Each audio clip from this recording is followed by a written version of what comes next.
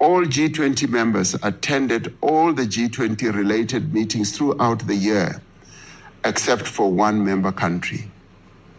It is regrettable that the United States of America, which is a founding member of the G20 and which takes over the presidency of the G20 from South Africa in 2026, chose not to participate in the G20 Leaders Summit and the final meetings leading up to that summit.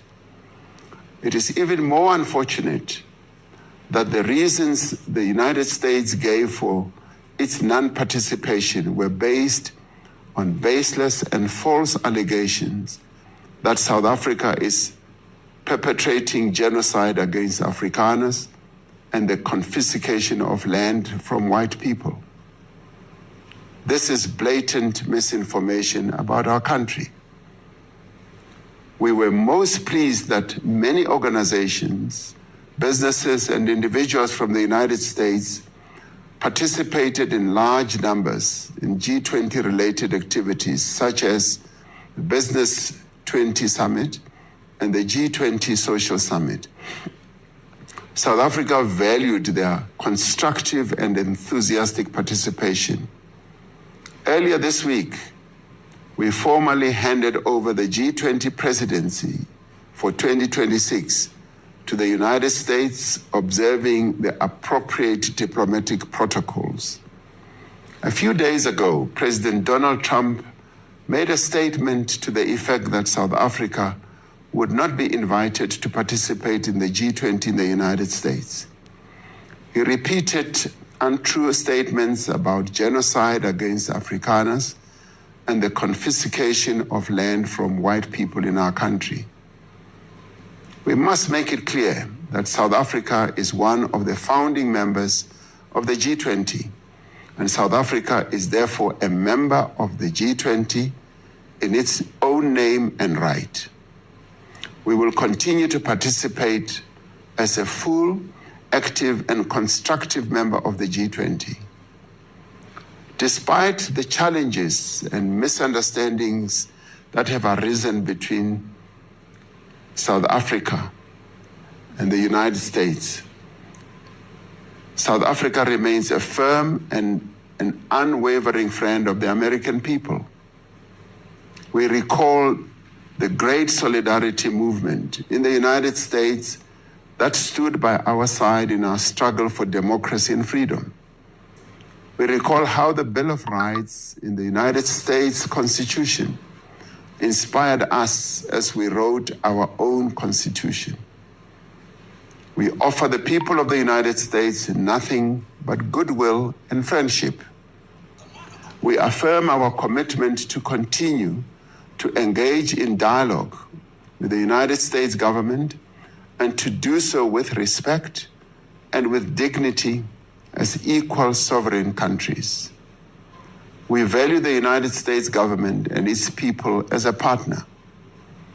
We have common interests, common values, and a shared wish to advance the prosperity and well-being of the people of both of our countries. As a country, we are aware that the stance taken by the United States administration has been influenced by a sustained campaign of disinformation by groups and individuals within our country, in the United States and elsewhere. These people who are spreading disinformation are endangering and undermining South Africa's national interests, destroying South African jobs, and weakening our country's relations with one of our most important partners. We must remind these people that South Africa is a constitutional democracy with a Bill of Rights that guarantees equality under the law. We have an independent judiciary able to uphold our Constitution and defend the rights of all South Africans. We are a country that has a tradition of dialogue, that has an enduring ability to come together to confront the challenges that we face. South African problems must be solved by South Africans themselves. We have now embarked upon a national dialogue where all South Africans from all walks of life, of all races and creeds, are invited to forge a new future for our country. We have determined, in the tradition of Nelson Mandela and other great leaders that have helped to build our nation, that no one must be excluded. Every voice and every perspective must be heard.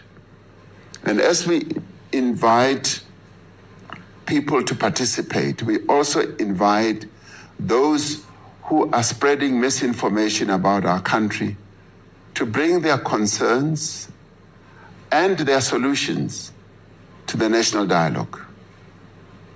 We must never allow others to try to redefine our country and cause divisions amongst us or dictate who we are as a nation. We know who we are. We are South Africans. We are defined by our ability to work together and to find solutions to problems that beset our country. We live together, work together, learn together, laugh together, even play together. We also pray together as we did today during the National Day of Prayer. We also mourn together. We celebrate together and face our challenges together. In the best and worst of times, we have stood together. We must work with greater focus and determination to address the many challenges our country is facing and make our South Africa a peaceful, prosperous, and great nation. And as our sportsmen and women have taught us, we are stronger together, always. Lastly, thank you once again for coming together as South Africans to host a very successful G20. You made us proud. Nkosi sikelela iAfrika, Morena, ubuluke sichaba sa Yesu. God CN South Africa. God bless South Africa. Mudzimu bapatucheze Africa Chipembe. Hosi katekisa Africa. I thank you.